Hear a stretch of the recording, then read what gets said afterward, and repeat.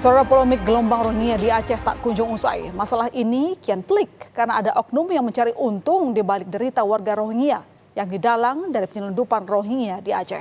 Pemerintah yang tak kunjung menemukan titik tengah dan solusi dari menumpuknya pengungsi Rohingya membuat masalah jadi kian berlarut-larut. Gesekan dengan warga lokal pun tak bisa dihindari. Penolakan warga pun menjadi semakin masif. Bahkan baru-baru ini jadi sorotan media asing.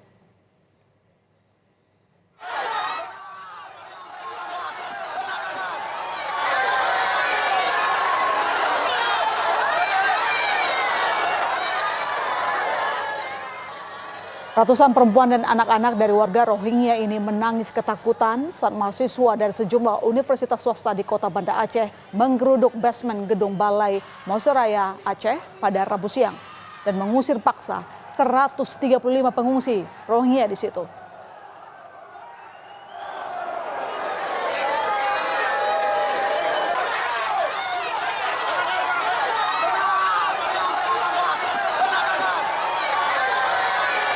Para mahasiswa ini menolak keberadaan pengungsi Rohingya dan memaksa pengungsi Rohingya meninggalkan tempat itu. Sebagian dari pengungsi ini bahkan sempat mendapat lemparan dan serangan meski sempat dihadang polisi yang berjaga.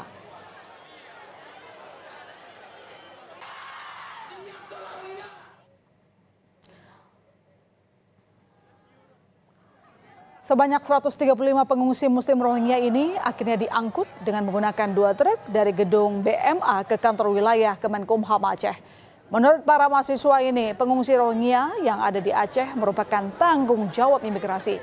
Namun selama ini, imigrasi malah bungkam terhadap pengungsi Rohingya yang terus berdatangan mendarat di Aceh.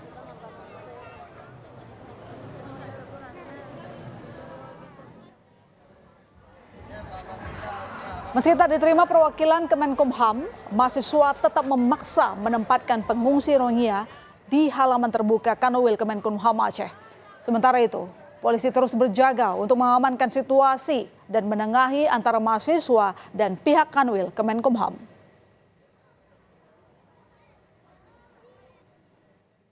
Rohingya di sini sampai dengan batas waktu yang ditentukan. Artinya ketika keluar pernyataan bahwasanya mereka bisa dipindahkan ataupun bisa dipindahkan keluar Aceh, baru itu selesai. Tapi sayangnya pihak Kemenkumham tidak mau menandatangani. Setelah sempat dipaksa bertahan selama beberapa jam di lokasi parkir kantor wilayah Kemenkumham Aceh sejak Rabu petang, akhirnya 135 pengungsi Rohingya kembali dipindahkan ke basement gedung tempat penampungan sementara, saudara. Akibat dari insiden memindahkan paksa yang dilakukan sekelompok mahasiswa, 1 bayi pengungsi mengalami demam tinggi, sementara sebagian pengungsi lainnya mengalami kelelahan. Sebelum penolakan oleh mahasiswa di Banda Aceh, aksi penolakan pada pengungsi Rohingya juga dilakukan oleh warga di Sabang pekan lalu. Mereka menuntut agar UNHCR segera memindahkan pengungsi Rohingya dari Sabang. Dan hingga saat ini, Aceh sudah didatangi 8 gelombang pengungsi Rohingya, di mana 3 kapal berlabuh di Kabupaten Pidi, 1 di Kabupaten Beren, 2 di Aceh Timur, serta 2 kapal kota Sabang dengan total manusia perahu mencapai 1.700 lebih. Polisi terus melakukan pengamanan di sejumlah lokasi pengungsi Rohingya di Aceh untuk mengantisipasi gejolak antara warga yang menolak para pengungsi. Polda Aceh meminta PJ Gubernur Aceh agar segera mengambil tindakan demi mencegah terjadinya aksi-aksi yang tidak diinginkan seperti pengusiran dan unjuk rasa yang dilakukan oleh warga.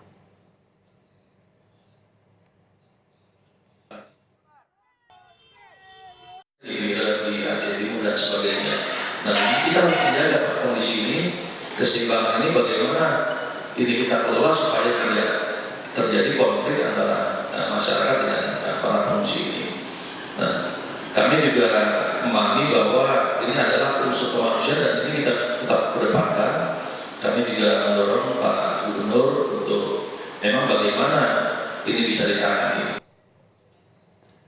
Fenomena kedatangan etnis Rohingya ke Aceh ternyata bukan murni sebagai pengungsi, tetapi bagian dari aksi kejahatan penyelundupan manusia. Soal isu perdagangan manusia di balik masuknya Rohingya ini bahkan terlontar dari mulut Presiden Joko Widodo. Ya, Rupanya ada pihak-pihak yang nakal yang sengaja memanfaatkan derita warga Rohingya untuk mencari untung. Gelombang Rohingya yang datang ke Aceh ternyata tidak datang langsung dari Myanmar, melainkan dari kamp pengungsi Bangladesh yang mempunyai kartu UNHCR. Mereka masuk ke Indonesia secara ilegal yang dikoordinasi oleh sindikat jaringan penyelundupan manusia.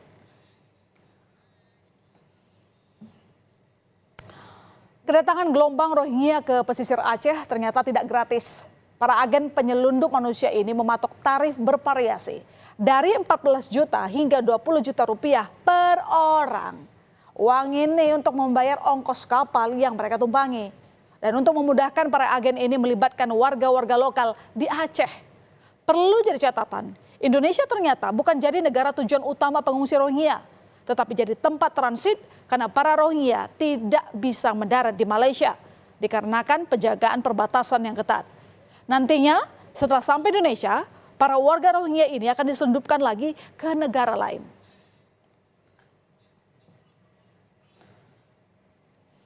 Ya, dan saudara, ini adalah 2 tersangka baru dalang dari penyelundupan pengungsi Rohingya yang terdampar di pesisir pantai Lamreh, Aceh Besar pada awal Desember lalu. Mereka adalah warga Bangladesh dan warga Myanmar yang berperan membantu 3 pelaku utama yang sebelumnya telah ditetapkan sebagai tersangka.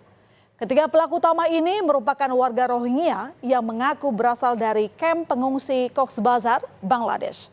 Para tersangka berperan sebagai nahoda dan anak buah kapal yang membawa para pengungsi Rohingya pada 14 Desember lalu.